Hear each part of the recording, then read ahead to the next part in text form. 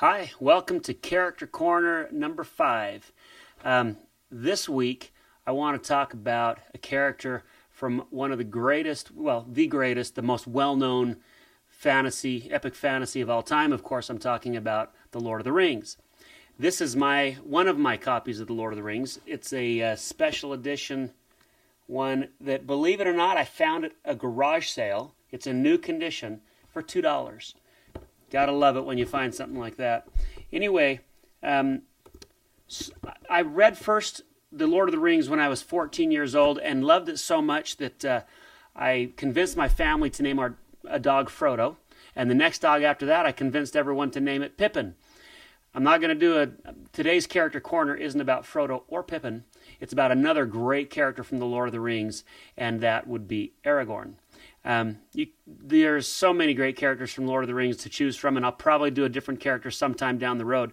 But Aragorn, one of the things that makes a character so memorable and so deep is if the author has developed a great backstory for this character. Even if the author doesn't put that backstory into the book itself, the author knows the backstory, and therefore he's able to give the character a lot more depth. So it's kind of some fun facts about Aragorn that you may not know is that the first time you see Aragorn in the Lord of the Rings books is when Frodo and his group meets him at the inn in Bree.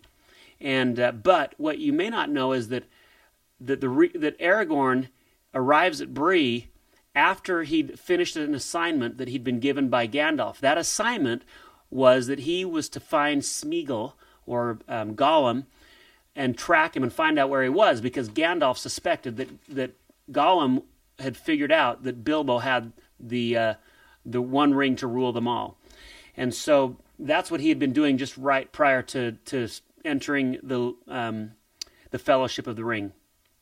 Now, another thing great about his backstory that you may or may not know is that his father was killed when he was 2 by orcs, and his mother took him to live with the elves. And he was actually raised by Lord Elrond.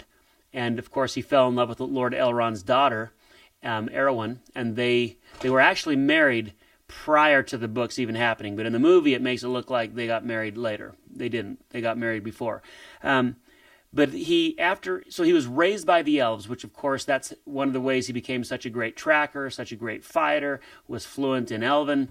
And after he left the elves, he became a Dunedain Ranger. I hope I'm saying that right. If not, I'm sure many of you could correct me.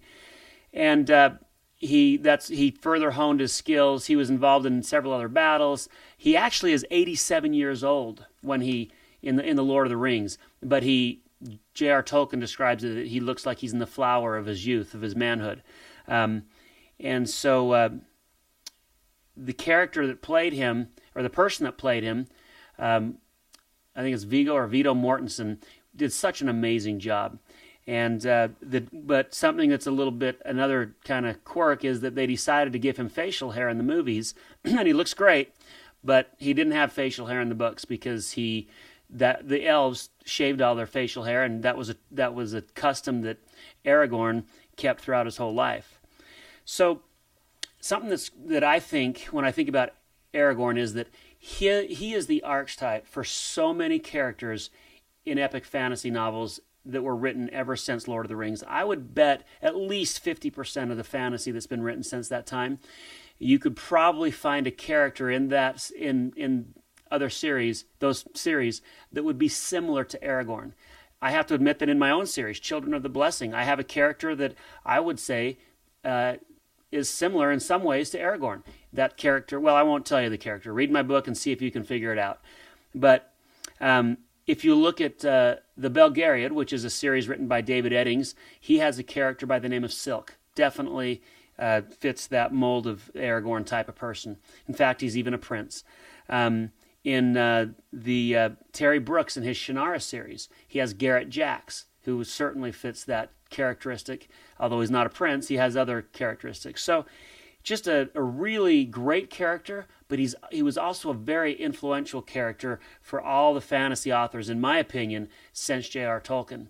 So there you have it. That's my character for this week, Aragorn from The Lord of the Rings, and I hope you guys join me next week when we talk about some other character.